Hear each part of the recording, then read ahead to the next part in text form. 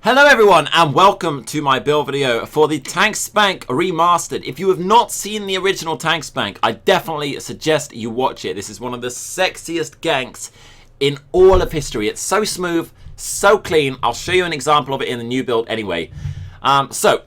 Quick disclaimer, this build is marginally less damage, about 3% less damage than the original Tank-Spank that I made about 3-4 months ago. However, this has infinite resources. You can infinitely spam your ultimate. It has no cooldown, unlike the other one which relies on Alchemist. This has no cooldown. So we have 100% uptime on the gank. And not only that, but we also are gaining an enormous amount of sustain through the food that we are using. So, why is this build good? I'm trying to minimize the amount of YouTube hate I could possibly get here. Why is this YouTube good? This build has no mitigation. Whether you're in heavy armor, light armor, medium, it doesn't matter. It makes no difference. You're still gonna die if your health is under the threshold. You're dead. Full stop. It doesn't matter whether you're heavy, light, or medium, whether you have a shield or not, unless you're blocking or you are running a damage shield. Those are the only counters. So, quick disclaimer on the counters. Any damage shield counters this build. If you're a sorcerer with a damage shield up, you're countered. If you are running a block, it's not 100% counter. Even if you block this, some targets will die. Like, genuinely, some targets will die, even if they block. And a third and final build that will counter this is builds that build heavily into the hardy and crit resist. It has to be both, and I'll show you the exact numbers that you're going to get right now. But there's lots of different types to show. So, what are the sets? What are we doing here? We're going to do the sets before the skills. I don't want to swap my bar to put you off. So, we are running, and you'll notice something really weird here. I'll explain it in a sec. 1 Kenna Heavy. That's Divines. That's giving us weapon damage and spell damage being the important thing here. We're then running 5 Stygian, and we're running Divine's Body, Divine's Legs. We're then running 2 of the arcane named jewelry. That's the only way you can get it arcane. They are blue. It doesn't matter. It's only about 60 damage more to run anything else, even on how hard we're hitting.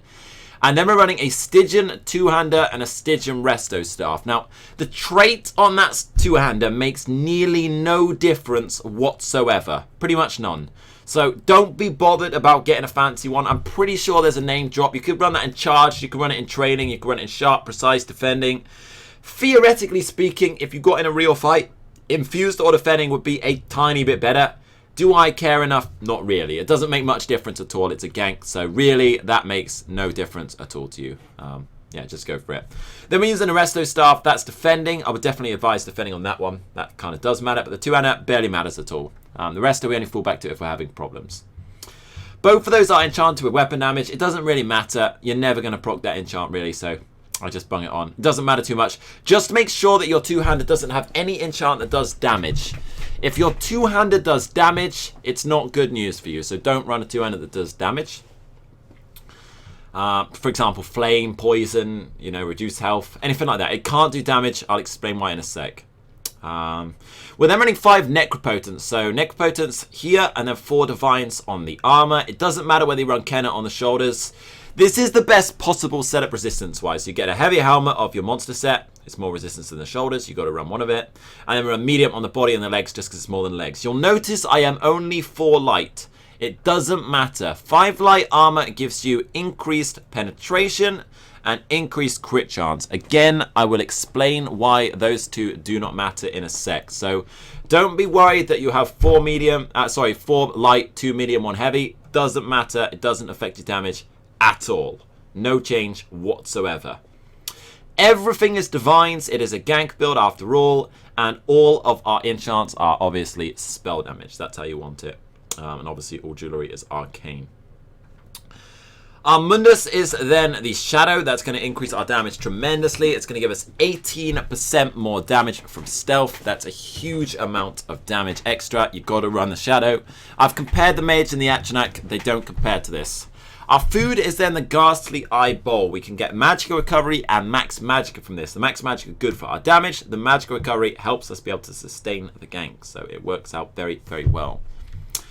What are our stats real fast? And I'll show you our skills straight after that. So our stats are as follows. And I need to get into stealth here. I don't want to show my skill bar quite yet. Shit, I just showed it. Rest in peace. No one look at that. So, our stats are as follows in stealth without an image. Just remember that we're going to get an image buff. So, when we get the image buff, our magicka hits about 60k. We are 3.5k spell damage and 60k magicka. Those are the stats that matter for this build, even though we're using something different here. And I'll show you that in a sec. So, again, weird build. Hang about. Our skill bar. On our resto bar, more obvious. This is our defensive bar, our kiting bar, and our buff bar. We have Dampen Magic for a shield. You want Dampen over Harness, over Heal Ward. Your health ball is very low. It's going to give you a chance to survive. You can beat people even in a real fight with this. You do have a chance. We're then running Shadow Image. That gives us kite ability. It gives us a small dot. But more importantly, it's proccing Necro. That's why it's there. Heal Ward is there for the burst heal, obviously, and a nice damage shield. Cloak is there for the guarantee on our crit and get escape. Then we're running Conceal Weapon. That's for the 25% extra movement speed. You don't need to worry about the tooltip of that. The damage is irrelevant. We're never going to cast it. It's just there for a buff on your movement speed. And the reason we run Soul Tether on the back bar is for this passive here in the Siphoning tree. Increase your magicka by 8% while a Siphoning ability is slotted. So you've got to run one. It's not in your skill bar. Bang the ulti on there just passively and you'll get a bit more magicka for your shields. Our front bar, and this is where things go incredibly, incredibly weird.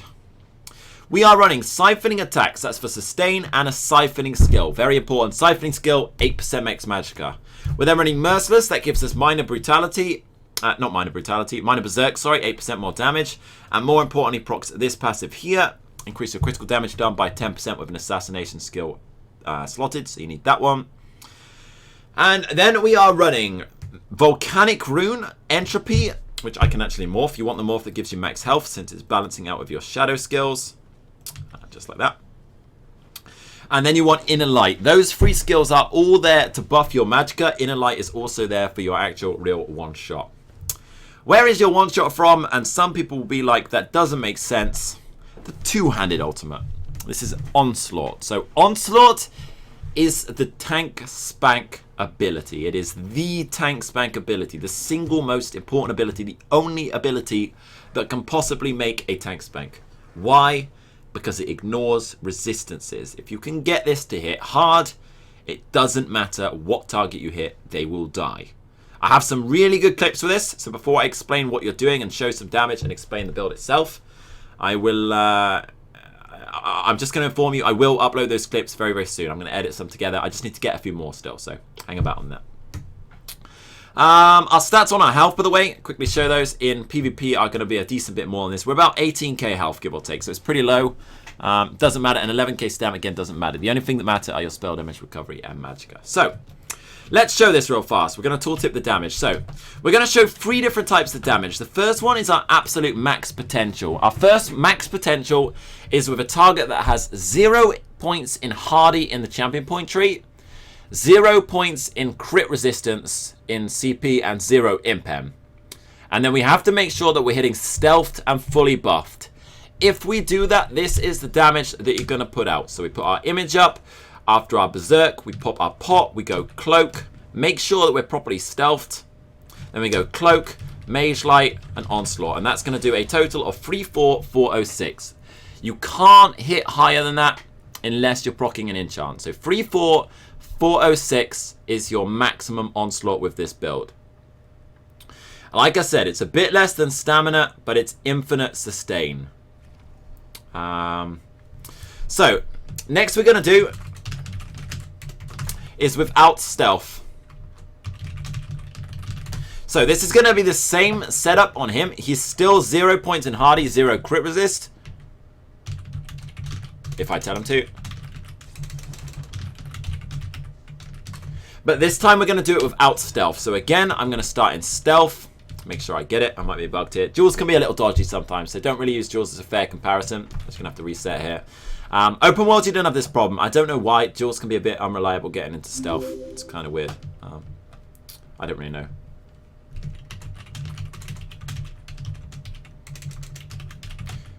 Just making sure he has the right setup here. He was in the wrong setup anyway. Yeah, so duels are a bit of an unreliable to test this. Again, open world, you're always going to be reliable to get in. Just keep that in mind, okay? So he's quickly respecking his shit. And then we'll show you this fast. So he's now 0 hardy, 0 impen, but we're going to do it without the stealth buff. So I'm going to stand up. I'm going to pop a pot, an image, berserk, cloak, mage light to empower, and cast. And that's going to do a total of 30,367. Again, I got all these numbers on paper here. So 30.3k is your typical hit unstealthed against 0 resistances.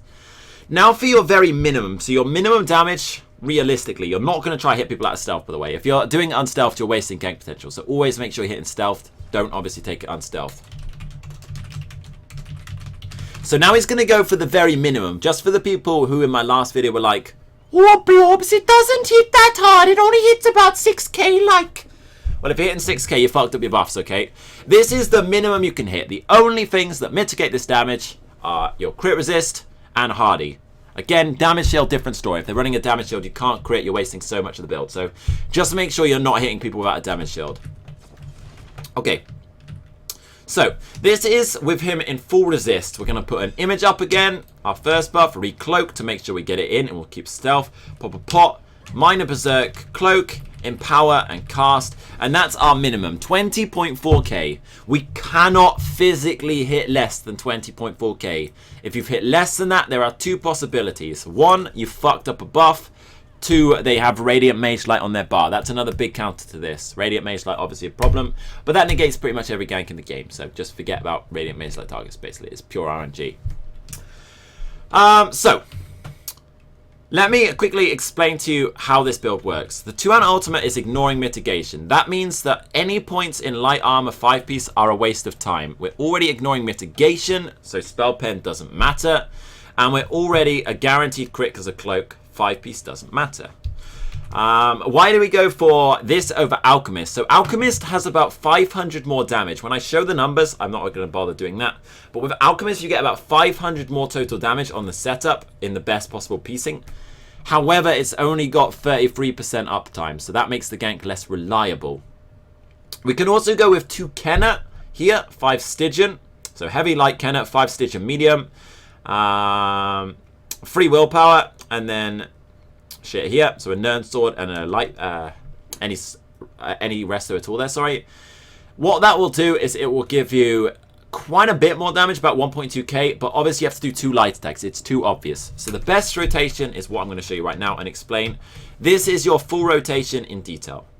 So you find your target. They're riding around on their horse. You find your target. They're riding around in your horse. You're going to be in cloak. You're going to be in cloak. You're going to be in cloak. You're going to be in cloak, like so. You're going to be in cloak, and you're going to see him. You're going to pop an image. You're then going to recloak, pop minor berserk, pop a potion, recloak, empower, and then your ultimate. And that's how you're going to get your kill. So that is your rotation through and through. That, by the way, is the minimum if you get a stealthed buff on a medium setup. So 23k. But that's how you're going to get your rotation fully. Do not light attack. Do not give any way. You can cast an image from anywhere. For example, I can stand up those rocks and cast it. I can stand down here. There's a lot of different ways. I'm trying to think of things that people are going to mention in the chat. There's always something. I've got champion points still to do. I'll go to that in a sec, but there's more to explain yet. So, why the 2-hand ultimate? It ignores resistances. Ultimates scale on your highest pool. So, even though we are stamina, even though it's a stamina ulti as such, it is scaling on our max magicka and spell damage. That thus means it hits very good on our magicka, except with the magicka setup, we can cloak more reliably than the stamina. So, that's why I like this setup more and why I think it's a remastered version. When we get a kill with Onslaught, we get the ultimate automatically back. So that is why it's so good. When you get a kill, you get the ultimate straight back. Race, I don't honestly know which will be best. I haven't done much comparison because it's a fortune to respec. I do wonder whether Wood Elf could give a decent thing. I don't know, Orc maybe. I haven't really played with other races. You're obviously going to lose your max magicka and your magic recovery, but does the 10% crit damage give you a buff? I don't know. Another mention is the no CP campaign. Well remembered, Shock. Another mention is the no CP campaign. In the no CP campaign, your damage is set. There's no hardy, there's no crit resist CP. The only thing that can affect it is impen. The lowest you can hit in no CP is 20.4k on the gank. The highest you can hit is 22.3k. So just keep that in mind. If they're over 22k health, don't bother. You're not going to kill them in no CP. So it's more of a CP based gank just because damage scales better than resistances. Okay, the weird bit, CP. We'll go to blue last. So green, pretty obvious. We are going very, very basic. 100 Arcanist, 100 Magicka. Nothing else matters. We're not going to roll dodge. We're not going to do anything there. Nothing matters. You just want to increase your recovery to help sustain your cloaking. Simple. Red tree, 55 in Bastion. That's for our damage shield on our harness and our heal ward. Red tree, we're then going 43, 43 in hardy and 4 in thick skin. That's our leftovers. And then I've put quite a lot in resistance. 55 in there just because we have no divines. You can genuinely survive. In a real fight, you can survive. If you shield stack through it, you can survive if you're outnumbered. You can definitely escape and survive in this build. It's got better survivability than you believe because of the size of that damage shield. You can definitely do it. So you can get away with that. The blue tree is where shit goes whack, and it's the reason you don't run any magic or damage ability on your bar at all. 100 in precise strikes and 100 in mighty. Even though our ultimate is scaling on our magicka and spell damage, it is still a physical based ultimate, and thus mighty and precise strikes are the only physical things that will increase it. Piercing doesn't affect it. It automatically penetrates any target. Thermatouch is not a dot. These are light attacks only, and this is magicka shit. So the only things worth putting points in for this build are precise strikes and mighty. The CP is very easy for this build. I'm trying to think if I've covered everything. There's always something I forget. I don't think so. I think it's fine. So, that's the build explained. Good luck with the build. There's a few different ways you can run it. If you can't find Stygian weapons, you can theoretically run Necro gold jewelry here and then run Necro on your weapon or Stygian on the armor and things. It works out as like 60 more damage on your ultimate hit. It's nothing at all, except you're going to get less sustain. But if you can't find a two-hander or you can't find a staff or you can't find Stygian, you can always get that.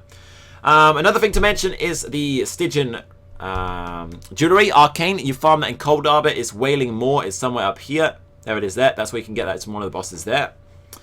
Another benefit that someone's mentioned in the stream, well remembered, is to get the ultimate back. Another advantage over other build. Our other build is two-hander and one-hand shield stamina. With this one, we're resto, so we can range our ultimate back. That makes it a lot easier to get your ultimate back if you somehow fail the kill. But just pick your target smart and you won't fail it. Is this a hybrid build? Not really. We're only using stamina ultimate, and technically that scales off our magicka. We're using a spell power pot for our major sorcery, by the way. That's definitely worth mentioning. You've got to use something with spell power. The magicka recovery and the major prophecy again don't matter. We're guaranteed a crit. The magicka up to you. You just have to make sure you have major sorcery on your potions. If you're poor, you can just get something basic major sorcery. I think even the Alliance War ones have it. I don't know. Like, the build is really cheap to get. Nothing's too complicated here. And we are a vampire. The reason we go vampire is just for that sneak speed. So make sure you're level 4 for the sneak speed, and that will sort you out. I think that is everything. I'm trying to think of anything I've missed. Again, if you don't understand the concept of the build, check out the first Tank-Spank. It's on my YouTube. It will help you learn about the idea behind the Tank-Spank. But the point is, heavy or light, we will still one-shot. So for one final test, if he's still here. I'm not sure if he is. Ah, he's gone. Well, whatever. That'll do anyway. It doesn't matter much. But just remember that if it's heavy light, it doesn't matter. You're still going to get the one shot if you do it properly. So good luck with the build, guys. It is a really fun build. It's super, super cancer. I pray to all of my stream snipers. I know that you like to feel that your penis is slightly bigger than the pitiful excuse that it is. But if you truly want to do that, please leave me alone with my own build. Because, like, at least get some originality here. I don't mind people running this build, that's what it's there for, but please don't Tank-Spank me because it's kind of OP. Anyway, good luck with the build, have fun, and best of luck annihilating every single person running a tank. Keep it for the tanks, leave it off the noobs, smash the tanks as much as you can. Have fun, guys.